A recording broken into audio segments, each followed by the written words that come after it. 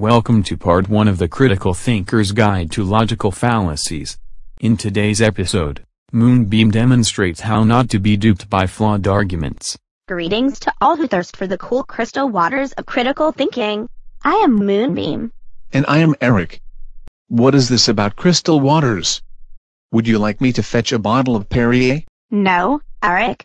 The cool waters of critical thinking is a figure of speech. If you don't fancy bottled water, perhaps an iced latte would hit the spot. Forget about beverages. We're here to discuss logical fallacies. I have a better idea.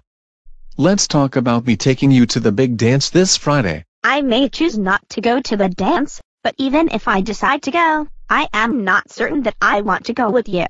Don't you like me anymore? I thought we were friends. Is there something wrong with me? We've been chums since the 3rd grade and now you think I have cooties? Eric, critical thinkers do not jump to conclusions. Which is just what you did. Logic dictates that my decision does not necessarily reflect upon the status of our friendship. I suppose you are waiting for one of the football jocks to ask you out. I'm just as good as any old football player. Tisk, did you just attempt to sway me with a loaded question? Poor Eric. You've committed another logical fallacy.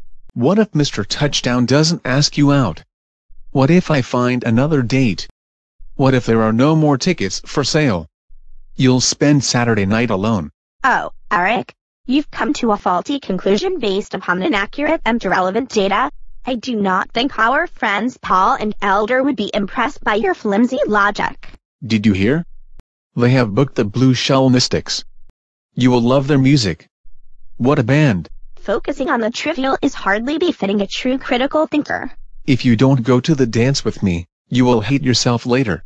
Your argument is based on an unverifiable assumption. Please go to the dance with me. I don't want to spend Saturday night watching Netflix. Listen up.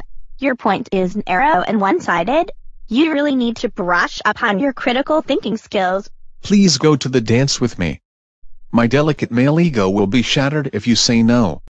Poor me. Poor me. Do my ears detect the unmistakable sound of pity? I will not be moved by your cheap tawdry pathos. You are right.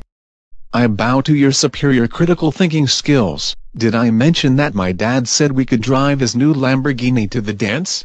Not so fast. I am not sure what Paul and Elder would say, but I have a thing for Italian sports cars.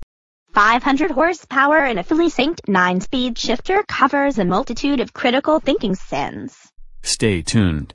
In our next episode, we'll hear Eric say, How will I explain that my father owns a minivan instead of a Lamborghini?